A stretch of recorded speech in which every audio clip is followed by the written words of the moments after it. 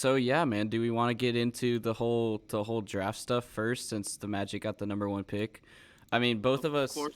Yeah, you said you know like the top 3. I kind of know the top Yep. 10 just cuz the Spurs got the ninth pick, but I don't know like all of the draft picks or anything. So the draft talk will be short and then we're going to hop into playoff stuff, which is going to be fun.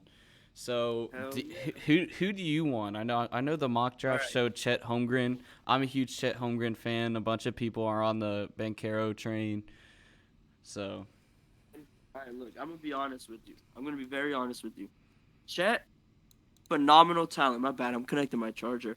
you good? Phenomenal talent, and he can be a phenomenal player in this league. But my thing is okay. He will be. He has the skill sets. He has playmaking. He has ball handling. He has um shot creating, shot making. Like the dude is a full package, but he's too skinny, right? Yeah. Now a lot of people might be like, "Oh, that's no big deal. Give him like 3, 4 years. Look at Giannis or KD." The problem with the Magic, right, is we have Mo Bamba, Jonathan Isaac, two guys that came in way too skinny into the NBA, and they've been extremely injury prone, right? Because they didn't come in with NBA ready bodies. So they had to adjust to the game and take hits from bigger guys, which Mo Bamba, that really damaged him. And if you watch Mo Bamba, he doesn't play in the paint. He's like a spot up shooter or a turnaround jump shooter, which I hate. So the only reason why I don't think the Magic should take Chet Holmgren is simply because, dude, we literally cannot develop and help players grow bigger. And Chet Holmgren, that's all. Like that's what he needs. Like the dude needs to be bigger. Yeah. I Playing I, against. I agree, man. Like I was watching I sent you the Scooter Magruder video cuz Scooter is a Magic fan.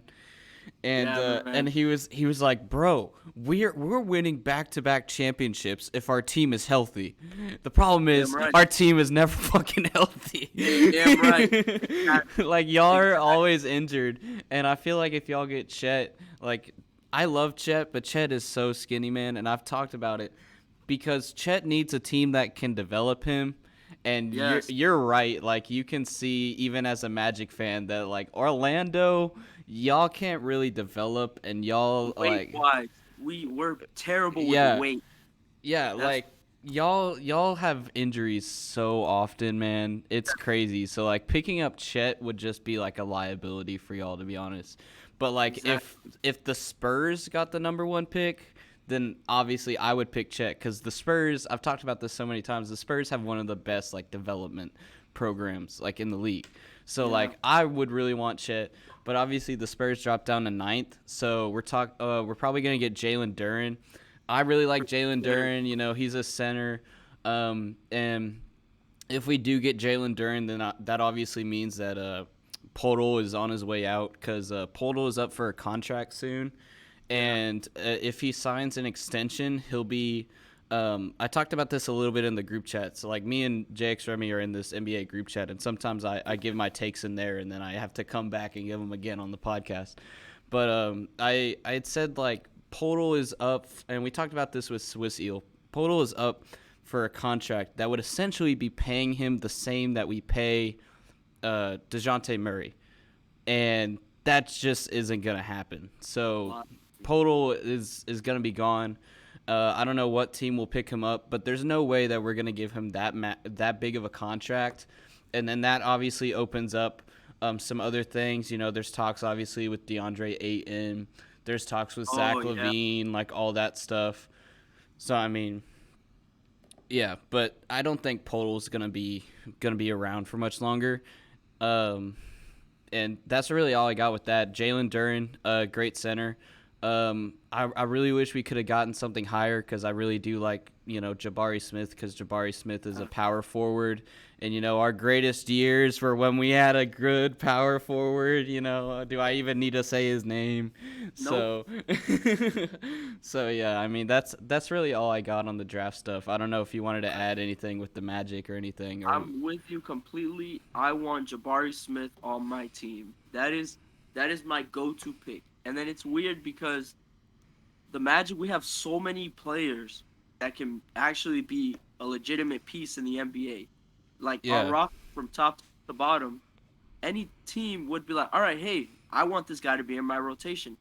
we have such a logjam at every position. Now, one thing I will say is, I mean, to get the Spurs fans happy is Mo Bamba could easily end up with you guys because I Yeah. honestly don't think we're bringing him back. I mean, maybe we'll give him a little contract, but with the amount of money the guy can make, I don't think he's coming back to Orlando. And then that's where we slot in one of these big men, Jabari Yeah. Smith, in order to play. Because even with Jabari at number 1 at the first overall pick, I don't know who we replaced from the starting lineup to put in Jabari Smith. Because like we'll have Yeah. Markel Fultz, Cole Anthony, Franz Wagner, Jonathan Isaac when he gets. A lot of people forget how great he was. Obviously, the guy is wrapped up in all these political things. It sucks, but Yeah. whatever. Judging him by the basketball player that he was one of the best defensive players. Well, top 3 defensive players in the NBA. And then we have Wendell Carter Jr., who is quietly becoming like a top center in the NBA. Obviously, he still needs time, but he's developing into it. So I don't know. This first overall pick, I don't know who they replace. Maybe they switch out Franz and the number 1 pick every now and then. But Yeah. in my honest opinion, I don't know where we plug him in. I mean, a bench lineup of Jalen Suggs, Chumo Kiki at the 2. Uh, who's who's a small forward? Damn.